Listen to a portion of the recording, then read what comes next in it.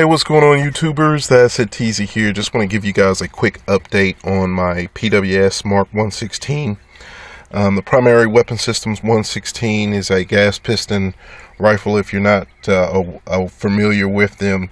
And they kind of do it a little bit differently than most of your bolt-on gas piston systems and into some of the other gas piston manufacturers out there. And for that reason is why I chose to go with them. Out of the box, this rifle, I believe, is under 7 pounds. I want to say it's a 6.8 pound rifle with nothing on it. So out of the box, I think it came with the mag. Yeah, it came with the Magpul Imbus sights, the Gen 1s. Out of the box, it weighed 6.8 pounds. So out of the box, if you didn't want to add an optic or anything like that, you could have yourself a really nice, light 16-inch carbine, basically. And with their gas system, I've done a video on that already. Feel free to go back and look at that if you're interested. And I did a part 1 and a part 2. Part 1 just kind of shows you the basics of it. Part 2, I actually break it down. I get all the components out and show you everything. But basically how they set these rifles up is similar to how an AK-47 works. And there's a lot of people that don't know about this rifle that are quick to give an opinion on it because for whatever reason they're in love with their DI guns, and that's the way to go. I love DI guns too, and there are a lot of similarities in a DI gun and in this gas piston system, and also it takes a lot from the AK-47, so that's kind of hard to, you're like, what, you know. Basically how this works is with the it has the long op rod. So basically there's a rod that goes all the way through up here to where the gas key is. I'm sorry, where the gas adjustment knob is, and you can see it right there. Okay, so when the gun fires, the bullet travels down the barrel, the gas goes up here, and instead of hitting an impingement rod that then will strike the carrier key, this system pushes the entire carrier back. Okay, so there's not extra moving parts or anything like that. It's pretty much got the same moving parts as a DI gun. Okay, when you think about it, it's all one piece. There is a rod that you can disconnect, but the way it's set up, there's a high probability that will not ever break, okay, because of the way it's set up. And if you want to see that, once again, go back and look at that video. If you would like to see it, I can do another video on it as well. But there's a high probability that that piece will not break, and if it does break, you can easily replace it. The same thing with the bolt carrier group in the system. If the rod, for whatever reason, ever breaks, you can actually unstake that and have it replaced. So it's not attached to the actual bolt carrier. It's staked just like you would find on any mil-spec bolt carrier group. So it's something that can be replaced if it ever breaks. But the way it's set up, I mean, it would have to go through some serious extremes to do that. And for the most part, those would have to be man created. There would be nothing I could see out in the physical world that would actually break that, unless you were trying to break it on purpose.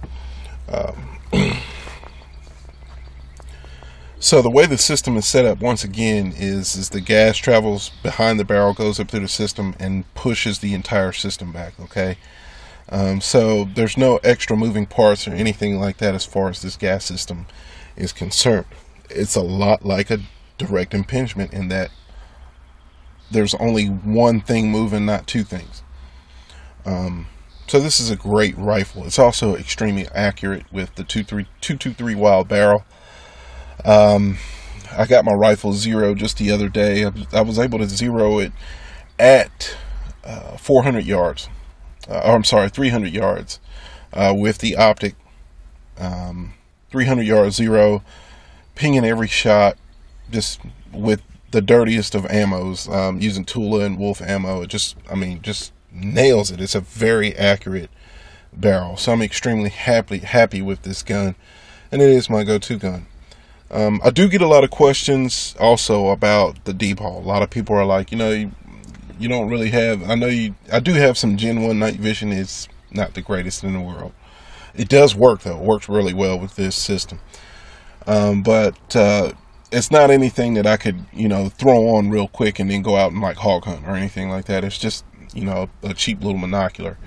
But a lot of people ask me, why would you go with something so expensive like the D-ball, or you could have gone with something a little bit cheaper and still got the same effect. Right.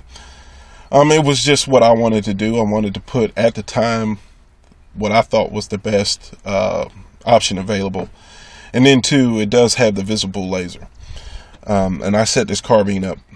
I could use it out in the field if I need to, and by field I mean for whatever reason, if I'm out and something happens, I could go to this rifle and use it to defend my life. Also, the primary reason why I set it up this way was for home defense. And I'll be the first to tell you that if you are using a AR-15, and a lot of you guys are using SBRs for home defense, I would look in, if your state allows you to, I would look into getting a suppressor, especially if you're using an AR-15. I would even look into it if you have a handgun, just for the simple fact that you don't want to compromise your hearing in a home defense situation. Okay. And I'm not gonna sit here and tell you what you need to do, but I would definitely think about it. Think about some of the things that could happen if you could not hear, especially if you have kids or you're married. Maybe if you live alone, and that may not be such a big priority for you. But if you do have children, like I do, I have 2 kids and I'm married. I want to save their hearing as well. I want to be able to hear them if they're in a different room, if I call their name. And I've had to fire off a couple shots to stop an assailant. Okay, I want to be able to hear what's going on. I want to know where they are, and that will just help out my situational awareness. So I would definitely look at getting a suppressor if you can, and using it for home defense, as well as out on the range, hunting if you can, and things like that. So that's about it, guys. I really don't really haven't done much to this rifle. I am using the advanced armament. This is the Mini 4 suppressor, and I'm also using this currently. This is the Griffin Industries HMMS. I think that stands for Heat Mitigation or Mirage System, and Mirage System. I'm sorry. Basically, what that does is, if you're out just plinking around, you're not putting a whole lot of rounds downrange at a time. And what this will allow you to do is actually grab the suppressor and take it off. I can easily grab the suppressor and ratchet it off with that sock on there. Now, if you are using a full auto gun and you want to have that on there, what it can do for you, if you're using a scoped weapon or anything like that, and you're using it suppressed, and you're putting rounds down range, what it will do for you is lower the Mirage signature. So you know how if I've seen it before, if you're looking at a hot street or something like that and you're coming up to the top of the hill, you see that Mirage. It looks kind of like a liquid sitting on the street. You see that Mirage? Well, you can also get that off of a hot suppressor as well. So it will eliminate that, or at least lower that signature that you see in the scope, which can affect your hits downrange. But that's about it, guys. Oh, before I go, if you really want to see a good video on this, I would take a look at, and I hope I'm saying his name right, I think it's ACS Blue Eye on YouTube, and I think he's out of Colorado. He does a lot of videos. If you're not familiar with him, I know he does have some subscribers. But if you're not familiar with him, he does a really good video on suppressor socks and mitigation systems like this. He's done it on a couple of them, not just the Griffin Industries one. But check out his. He does a much better presentation than I can do on it. So I recommend you go checking out his channel. What I'll do is if I can find his link when I get my computer up and running, I'll post a link to the video so that you guys can see it.